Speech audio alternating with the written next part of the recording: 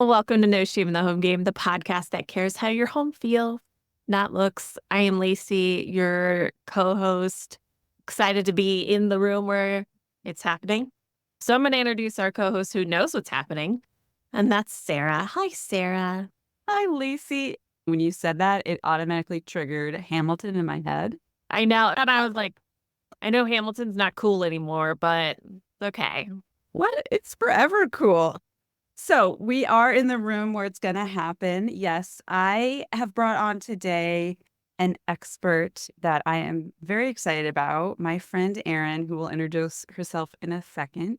Erin and I have known one another for at least 12 years in different capacities. We used to live near one another. Now we live in different states, but we have continued to grow together, which I think is amazing and such a beautiful opportunity. Erin has served as my coach, and I say to everyone who will listen, I wouldn't be where I am today without Erin. So, Erin, if you would like to introduce yourself, just a little bit about who you are, where you are, and the type of work that you do, whatever you're comfortable sharing.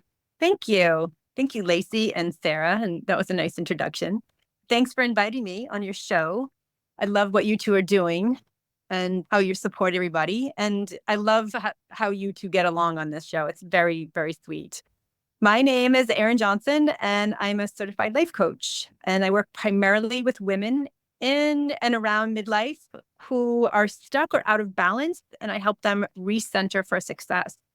I got into this coaching profession because in my early 40s, there were areas of my life which were pretty out of balance. I was over angry, if that's a phrase. I was over resentful. I was over drinking. And at that time, I was doing a lot of finger pointing and blaming others for my behavior. And there's a story I call Cleanup on Aisle 4 that I won't tell right now, but that led me to hiring a life coach. And through coaching with Juliet, she helped me see where I was not paying attention to my own thoughts. And that was something that I was never taught, to look at my thoughts and thread them to my feelings and then to my actions. And that's how I ended up in this profession and helping others, primarily women, becoming aware of their thoughts and helping them clear their clutter in their brain, what you do in the home. So yeah, that's where I'm at. That's such a cool way to phrase it. I'd never thought of it that way, but yeah, clearing the clutter of your thoughts. And you were describing about tuning in with your thoughts and your feelings and taking ownership, like all that good stuff. I just thought, oh, one day this will be taught in primary school.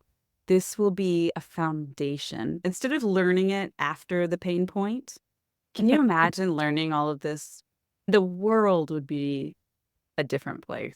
So yes, when I started working with Erin, it was exactly that. I was in my 40s and it was just like, nothing feels good, man. Like I just was itchy in every department of my life. And I had that now or never. Just, do I want to change things or do I want it to keep being like this? So I'm thankful for the work that you do. It was through your discomfort that you came to this. And it's through my own discomfort that I came to a lot of the work that I do as well. And it's through Lacey's discomfort that she came to the middle and her journey. So it is nice. I want to honor and appreciate this moment of we all took that discomfort and not only moved through it, but decided to help others, which I think is what we can do in life. Can I say that I'm really excited to talk to Erin because I believe she is the originator of the joy ripple concept? Yes. You're like a celebrity to me because I'm like, oh, this is a big deal in my life. So thank you. Yeah, this picture right over my shoulder. It was right after I worked with Erin, and she was explaining to me if we feel better and then what we put out, and then that touches someone else. And then I went on a trip and I saw this, and it's hard to tell from far away, but they're teeny tiny dots. We're always affecting those around us. What are we putting out there? So yes, Erin is the epicenter. And the reason we brought you on is because when I work with clients, even though I can work with anyone and I will, they're almost always women. And when I describe the type of work that I do, helping identify pain points in the house so that your house can run smoother, about 50% of the time, if not more, the response is, oh, so you can deal with my family. And I always say, I am not a therapist, but I value how you feel and I understand, and you're not alone. Bringing you on, I thought that would be a really great opportunity to talk about when you're living with others, you can't control what other people do as much as we want to. It's easy for tension to come up. Somebody wants something done a certain way. Somebody walks in feeling a way that doesn't line up with what needs to get done, right? We all walk in with our own stories and situations, and then those often bump up against one another. And expectations, usually one person wants it a little bit more picked up than the other person. The expectations aren't lining up. The values are different. So there tends to be that tension point. So when I say all of that, Erin, where does that take you in your thought process? Where does that start to like tingle inside your brain? Yeah, I loved how you said that when things start to bump up against each other. And I think that a lot of us would love to see the world change so that we feel better. There's the if only they did something different or they behave differently, they shouldn't do that so that I feel better. It really gives us no power. It gives us no place to own where we're at and to move forward in feeling better just because we decide to. So, what I'm learning in life and how I work with my clients is let's say that they're never going to change. How do you now look at that differently so that you don't get bristled every time that happens? Because if they're not going to change, the one that has to change is you. And it really does, to me, it comes down to the thoughts. I know we generally feel like it's our feelings that we feel. We feel aggravated or annoyed or angry or resentful. And if we pause and we go back, there's a thought that has now triggered that feeling. And it's so if we can come to that thought and isolate that, then we have something to work with. So there's so many ways to go. My initial reaction is like, but I want them to. That was my first thought, was people listening are gonna have that recoil of, but if they only took out the trash when I told them to. Right. So if we look at the reality is the trash is not taken out. We disempower ourselves when we say that should be, and because it is, then I don't feel good now. So Byron Katie, who is an incredible teacher, she says, when we argue with reality, we lose, but only 100% of the time, right? So if the reality is the trash is not taken out, then it's our responsibility to look at our thoughts around that. And I know it can be like nails on a chalkboard, but we've said it 50 times, just do your job, just take out the trash. And if the reality is it's not done, if we give our power away and not feel good because the trash is not taken out, we're losing. We're losing. I want to understand. So you come home, the trash is taken out, even though the task was assigned. You see the trash, and then you get angry. So you're disempowering yourself because you're letting the trash then control your emotions. Is that what you're saying?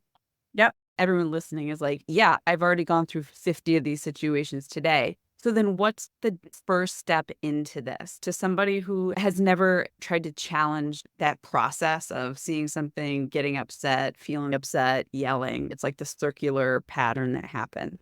So Yeah. somebody's like, it doesn't feel good. I want it to change. Okay, I see the trash. What's the first step to not letting that cycle just happen? Yeah, not get carried away with the emotion. I say that if we can become aware, oh, I'm feeling angry. And it's the awareness of almost like the third person. Oh, look at, you're getting angry at the trash. And then just pausing and noticing that you're getting angry. And it's okay, not beating ourselves up, not judging ourselves for getting angry. And then going to, okay, what is the thought process here? What's the thought that's triggering this? If you look at the neutral fact, the fact is that the trash is sitting there. The trash is not out. We're making it mean something that's causing anger. Somebody else might walk in and not be angry that the trash is sitting there. How we're taking that circumstance that is pretty neutral, we're making it mean something that's causing now a feeling. Can we look at our thought? What's the thought behind it? I feel disrespected because nobody listened to me. I feel that I'm the only responsible one here. If we can get to that thought, that is what we can work with. Is it true that that person, say it's my son, that my son disrespected me because he didn't do what I asked him to do? Is it true that he doesn't respect me because he didn't take the trash out? So then you start to challenge your thought process. You start to actually look at your thoughts because your thoughts are causing the feeling. And if you're not liking the angry feeling and then the actions that follow, maybe you're yelling, then you create separation or you get passive aggressive. It's time to look at the thoughts causing that. I've been doing a binge background watch of The Good Place in the past few weeks. It's such a beautiful show to have under the background as you like work because it's so joyful, but also thought provoking.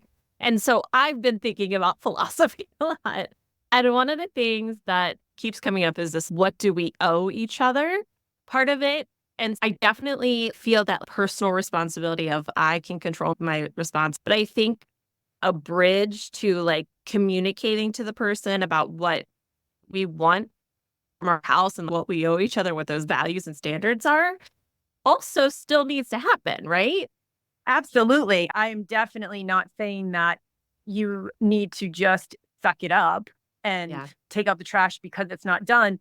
I also think that going along with representing your thought, there is that bridge, as you eloquently put it, into communication. And can we communicate authentically? Hey, my son's name is Caleb. Hey, Caleb, I noticed that I got really angry because the trash wasn't out. And I don't like to get angry, so I'm going to just pause and let's have a conversation about this. I had an expectation, you didn't do it. Can we talk about, is there a reason you didn't do the trash? But not making them bad or wrong, not making me better or right in it. Just getting really curious of why didn't the trash get out? Noticing I had an expectation, noticing it wasn't met, and then what that did to me. And then in that conversation, maybe I don't know, maybe he broke his toe in the morning and he couldn't deal with it, or maybe he had something come up and he completely forgot. I think what happens is we have this instant feeling. We try to justify our anger or whatever emotion is coming up, and we start to point fingers. It's your fault. This isn't done. Why isn't this done? You're bad and wrong. I'm right because I asked you. And now we have this big separation here. And so coming to it with authentic communication of, hey, this is a little stinky. Do we want to live in a house that's getting stinky? Do we want to live and have that authentic, but also be curious of what they're going through and why they didn't go for it? I think there's a lot of power in authentic communication. I also think there's a lot of power in curiosity. I think people respond more to curiosity than to almost any other like approach. I think something is, as someone's listening to this, I just remind you that sometimes another person's reaction may still be a little aggressive because that's the tone that they're used to. So don't just do this once. You have to keep trying. That's the thing that I know between my husband and I. I'll say something and I think it's very neutral, but he still takes it into that aggressive place because that had been our communication for so long. So you just have to keep trying and enforcing it and not just trying once. Definitely a practice. As you were talking, I always write down notes. And what I did was on one side, it's that pattern, the trash, you have instant upsetness, turns into anger and rage, and then that justification. Why am I always doing everything? Why doesn't anyone help me? Right? That very like black and white thinking. And it's just this circular. And then I drew a line from the trash over to the side instead of a circle of just observe. So it's like the first step is just that observing. And I remember one time me and you had a conversation and we were talking about that expression of a short fuse and how the two, this is very simplified, but the parts of the brain, I always think of the lizard part of your brain, which is survival. And then what would you call the other part of your brain? The deep thought? It's more the executive functioning. Executive functioning. Okay. So, and that short fuse is going to that survival. You're just reacting. Like something's going to happen. oh my gosh, this is a level 10 emergency. I'm so mad. I feel threatened versus taking that deep breath and just observing it, like you said, which I think I think that's just the first step that is almost the hardest is breaking that. Am I going to go level 10, light things on fire? We've all been there. Like I am just gonna throw everything in a dumpster and everyone can just go take care of themselves in the woods. I don't care. Or are you going to take a deep breath and just observe that rage versus acting on that's mindfulness, right? That's huge. Yeah. Yeah. I don't want to understate that is that first step because we're so used to reacting. Somebody cut me off, I'm mad. Somebody didn't start the dryer, I'm mad. It gets so ingrained in us. So to change that pattern takes Yeah. a lot of Yeah. attention. It does. If we talk neuroscience, just on the basics that I know, like you said, that pathway is very well worn. So if that is generally what you do and how you respond, it's the trigger response effect. And I like to say that if we can put a gap in there, so there's trigger response, trash not out, I am pissed, then it kind of reactivates. It strengthens that pathway. That's what we do. We go right into amygdala. We're threatened. I'm going to react. And then if we can take that pause and notice, oh, trash is not out. Oh, I'm feeling my body. And different feelings cause different body sensations. So if you can start to even name, oh, I'm angry. My jaw is clenched. My heart is beating. That will actually get you out of the reaction state and will allow you to go into that longer response mode where it goes through the executive function. And then you say, oh, and that's where you start to practice. Oh, I wonder why it didn't happen. I'm curious what happened to the scenario that I asked to my request. That's where you get into the curiosity. There's no curiosity in that fight, flight, freeze response. It's more like you said, it's that primal, I need to survive. Trash not being taken out is not a survival. However, we can react like it is. We can go into sympathetic nervous system where our heart rate goes up, our breathing gets erratic, our pupils dilate, muscles get fired up, ready to run or fight. And it's really being able to say, wow, okay, let me take a breath and now let me respond. It's so practice, as Lacey said, it's practice with that. Very exciting news. You can now sponsor joy. You can put more joy out into the world. Go to joyfulsupportmovement.com, scroll down to the bottom, and hit the support button. There, you can sponsor joy financially. And added bonus, you can put a joy ripple out into the world by either giving a shout out for yourself. Thank yourself for all the hard work you did today with laundry.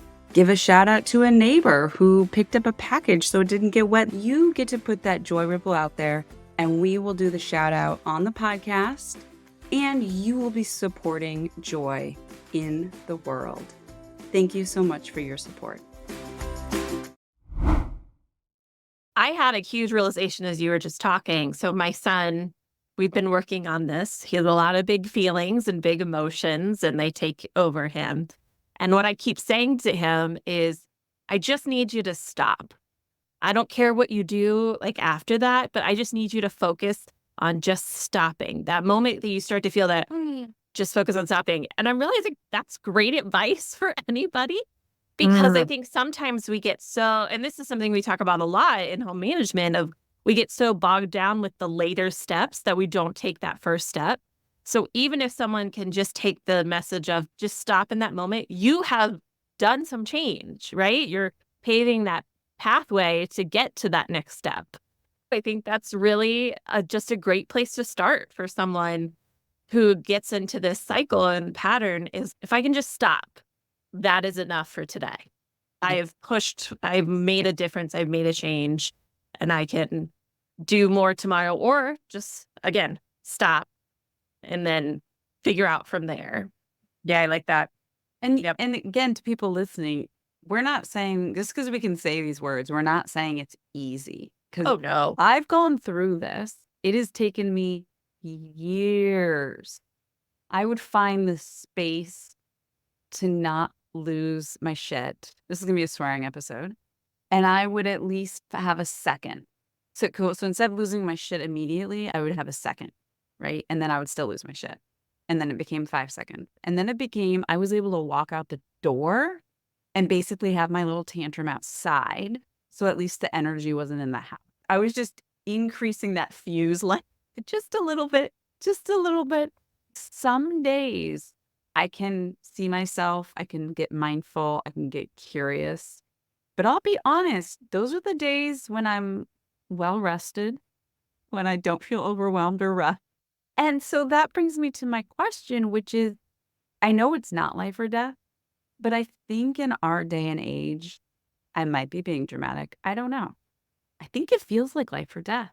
I think, especially to women with the expectations, working, having kids, maintaining the house, thinking our houses have to look a certain way, thinking our kids need to show up in society looking a certain way. I think that amount of pressure actually feels legitimately like survival. Tell me what you two ladies think of that. What stuck out for me is the word pressure that you just said. And I agree with you. I think we put a lot as moms, as women, as CEOs of our home, as career people, we put a lot of pressure on ourselves to show up certain ways. I think what's been helpful for me is to be able to notice where I put that pressure on and really start to question, is that real? Do I need to actually do that? What happens if I don't? What happens if this doesn't happen? And that has allowed me, and like you said, over the years, it's been quite a practice. It's allowed me to release. It's almost like if an inner tube is so blown up, it's about to pop, right? You start to release the pressure on it with that valve. It starts to get more manageable, more pliable, softer. And so that's how I've been starting to look at things of, do I really need to do this? Does this really matter at this moment? And if I can release the pressure off myself, then things just become softer for me. That makes me think of our last episode Lacey and I did. We went deep into the good, better, best mindset. And I related a story about when my son was little, and it was very challenging for several reasons outside of my control. And what I did was, after a certain amount of time, I was like, if I'm going to live, I have to claim survival days. And so in the good, better, best scenario, good enough is each of us eats some food, maybe some clean clothes, maybe one of us gets a bath. And I said, that's all I have to do today. That's it. And once I adjusted to a survival day, that pressure melted away. I wasn't worried about the grocery list. I wasn't worried about making a meal or opening the mail or doing the laundry. I just removed all of that from my mental plate, and it just created space for things to be easier. I like that example of the inner tube. If you hit one thing wrong, it just goes off. And that makes me think too about kids. I think what's really a powerful tool and equally scary is when we start to see our kids react the way we react to things. Yes. They hear their little voices say something. You're like, oh, I know that was me. I can hear it. Right. And you realize, going back to the top of this conversation, if we learned these fundamental things when we were little kids about stopping, observing, taking a breath, being curious, right? Like how different the world would be if we grew up with that. Another thing that I wrote down about when you were talking about being curious, a tool that I use sometimes in my head is kind of a joke. What was that show from like the 60s? It was black and white, Dragnet maybe? It was Just the Facts Man. Do you remember that? Because these police officers would show up, and there's usually a lot of emotions, and people are starting to say things, and they're telling this big elaborate whatever. And the cop would always say, just the facts. So I thought about, that's a good tool to maybe use, is sometimes to just be like, okay, what are just the facts? Imagine you're showing up to a scene and there is no backstory. What are just the facts in this situation? That goes back to if somebody else walked into your house and they saw the trash, they likely would not have the same reaction. They're looking at the same fact. The fact is the trash is maybe it's overflowing. There's a fact, right? A fact is anything that a camera would be able to record. And then everybody looking at that is going to have their own story, create their own meaning around that fact. And I think that's where we get into mom comes home, sees the trash. That's the story. Kid sees the trash, but doesn't actually care about the trash. That's their story. And so having us trying to be on the same story, my brother and I, both of our children are older and they're living together right now and they're working a lot. And he just called me and he just said, I have to vent this house. And he just went off on the house and how he can see things that they can't.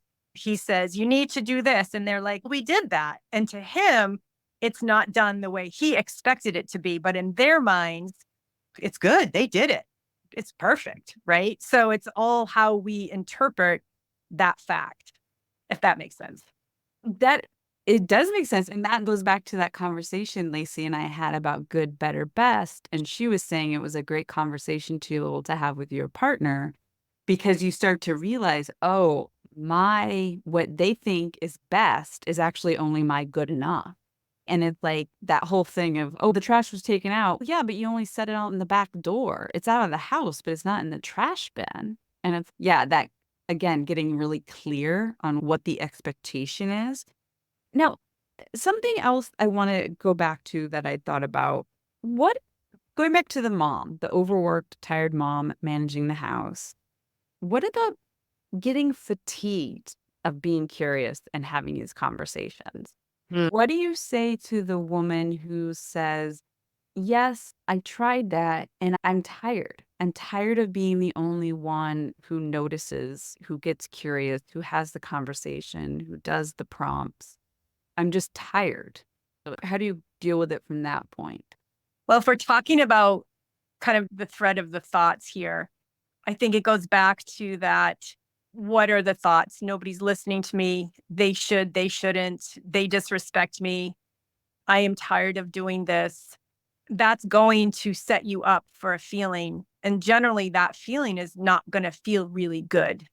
And if you want to keep not feeling good, then you don't challenge any of this.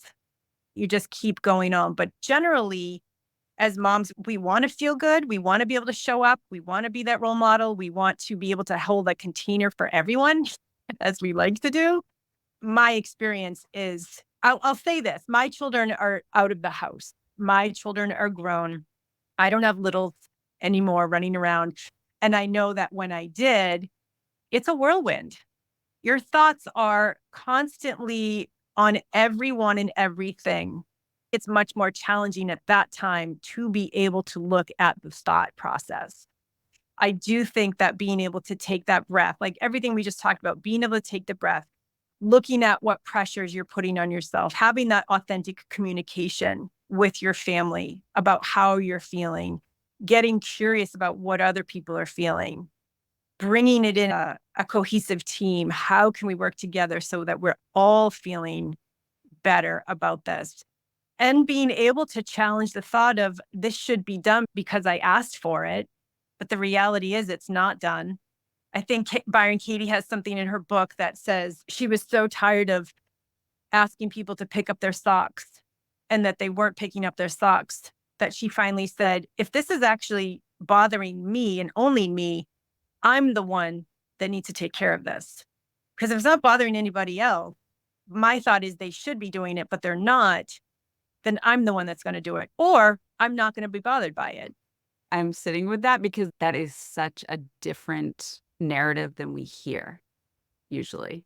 I think I mentioned on one of our episodes about a mom in our community who's got 5 kids, both the parents work, they're always going in different directions. And I was asking her how she got certain things in the house done. And at a certain point, she's like, things aren't perfect. There's usually dirty dishes. There's usually piles of laundry.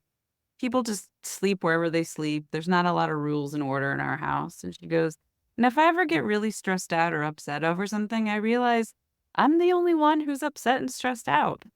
And there was such a level of just pure surrender. Is it Buddhism, that non-attachment? There was such this level of zero attachment to the way anything looked. And I was like, wow, there's a lot of power and peace in this. Here at the Joyful Support Movement, we are always looking to find ways to be more supportive and inclusive. And for that reason, we are excited to announce the new name for the Home CEO course, which is now, drumroll please, Home Management for Everyone. Home Harmony is also now Home Management for Neurodiversity, and coming soon is Home Management for Kids. This is all of the same great supportive products, just with a new name. If you'd like to learn more, go to homemanagementfor, that's FOR.com. I was picturing myself as that mom who's so frustrated. I'm tired of telling people to do this and this. And I read recently, treat yourself like a plant. And so in that moment, I would love for that mom to be like, okay, hold on, I'm a plant.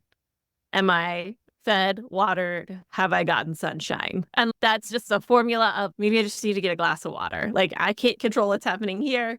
I'm going to get a glass of water and then I'll come back. I love how you said that. I can't control what's happening here. I can't control other people. What I can control is I can water myself. I can get sunshine. I can get rest. I can take a deep breath. I can look at my thoughts. So yes, there is being able to surrender to the reality of what's actually there in front of you and then being able to take care of yourself. I think that's a really good point.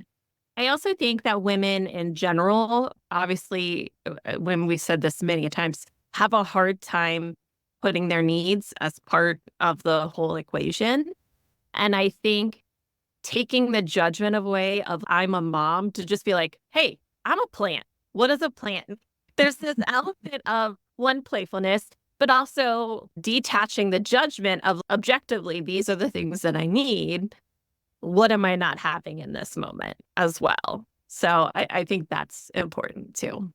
And I want to highlight, as we're having this conversation, I'm remembering it's also a stage and a phase of life. Erin, you commented, your kids aren't little anymore, but you know that whirlwind feeling, right? And how all of these pressures change as our kids are different ages, as our responsibilities in life change. Right. And one of our participants from the previous season, Miss Tyra, her boys were grown and gone. And she had a completely different set of time, of things she had to deal with. Like she was no longer driving her kids around all over town to different activities. And so there's also, I think, a moment of remembering these chapters all change. It's like this now doesn't mean like it's going to be like this always. And I think we get lost in that and forget to zoom out and see that overall picture of this moment is not forever. As a mom of very small children, I always need to hear that. I'm so tired all the time for so many reasons. I said that to the moms group I was just with last month because all their kids were 5 and under. We all went around and said what we were thankful for that day. And I said, I was coming here. I just packed my bags. I got my stuff ready. And I just looked at my family and said, take care of yourself. Be good. And I walked out the door and I told them, I was like, there will be a day where you don't have to worry. Is the bottle made? Are there clean clothes laid out? All those things. And I was like, there's hope. One day you can walk away and just know they can take care of themselves. This, again, there are just so many different ways we could go with this conversation. But I think the biggest takeaway for anyone listening is that circle I was talking about, that ingrained pattern we have of, what is it, reacting versus responding? Is that the difference? So reacting into anger without thinking versus taking a beat and choosing your response instead of letting it just overcome and flood you. I think that's the one step where it all starts. And that would be the way. And giving yourself the grace of practicing that. we're going to mess up. We're going to explode. We're going to criticize and judge. We're going to blame and point fingers. We're going to get angry. And that's okay. We're humans, to be able to just take a breath right after that. And even if you can just shift, okay, the feelings flood you. Can you just shift where it's coming out instead of yelling it at somebody? Could you yell it into a voice memo in your car? Dance it out. Could you dance? Could you Wiggle it out. Interpretive dance? Could you call up a friend and say it? Can you just listen to me? Or just write it down in your journal and just at least change that's not directed at. But I think about how I used to drive in DC traffic. And I had a little bit of road rage reaction, and I used to flip people up all the time. And I was like, you know what? This is dangerous. Because there's starting to be some like situations where people were getting hurt. So I was like, okay, I can still flip them off. I just have to do it below the window so they can't see me. Like, good, get mad, but maybe just change. Can you do it below the windows? Nobody. And that can be your first step forward. Erin, is there anything else that you wanted to share, or any last thoughts that you wanted to? I'd follow up with what you just said about if you can change even the smallest step in what you normally do, any change is brain change. So you starting to alter that pathway a little bit in a new direction, that is change. And the reminder that this is, as we zoom out, this is a very small period of time. And I also like to come back to the releasing the pressure on ourselves. Yeah. Yes, releasing the pressure. I was just writing that down because I like to remind myself too. Mhm. Any change is brain change is going to be sticking with me. Like that for some reason really hit. Yeah. And one final thought on that. I also like the thought of, Erin, I think you called it pre-paving, where you rehearsed in your mind something. If you're used to getting mad in your house at something not happening, close your eyes and practice. What would a different version of that look like? Practice it in your brain so that next time it happens, you can actually go to, instead of going down path A, you can go down path B because you've practiced it in your mind. I've definitely worked on that one as well. Yeah, really good point. Well, thank you so much, Erin, for your time and for the work that you're doing and that joy ripple that you're putting out there. It really is powerful and appreciated. And So thank you both, Sarah and Lacey, for all that you're doing to support moms and women and homes and the ripple you're sending out. Thanks for inviting me. thank you. Thanks for listening to No Shame in the Home Game. We hope you can take a little nugget to use in your own home. Remember to subscribe to the podcast in your player of choice, like us on social media, rate and review, and share with all of your friends. You can always visit joyfulsupportmovement.com to learn more about No Shame in the Home Game and the other Joyful Support podcasts. While you're there, you can join the newsletter or sign up for the Joyful Support Village. Now go out there and spread joy.